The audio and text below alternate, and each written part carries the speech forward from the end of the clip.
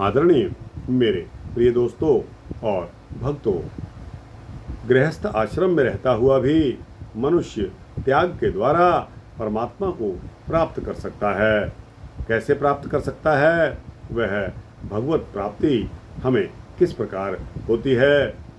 त्यक्त्वा कर्म फलासंग नित्य तृप्तो निराश्रयः कर्मण्यभिप्रवृत्तोऽपि नैव किंचित् करोति सः नाहि देहभृता शक्यं त्युक्तं कर्माण्यशेषतः यस्तु कर्मफल त्यागी स त्यागीत्यभिधीयते। गृहस्थ आश्रम में भी रहता हुआ मनुष्य त्याग के द्वारा परमात्मा को प्राप्त कर सकता है। परमात्मा को प्राप्त करने के लिए त्याग ही मुख्य साधन है। अतएव इस त्याग को हमने कई श्रेणियों में बांटा हुआ है।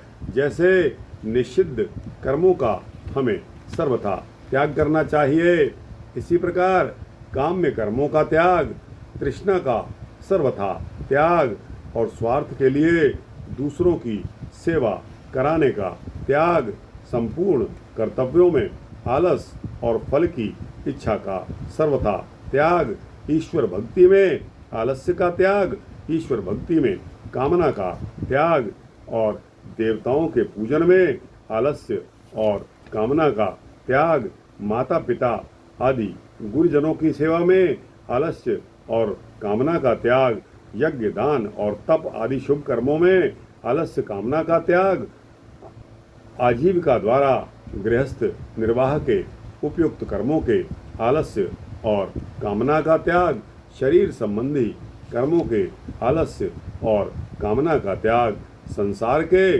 संपूर्ण पदार्थों में और कर्मों में ममता और आसक्ति का सर्वथा त्याग।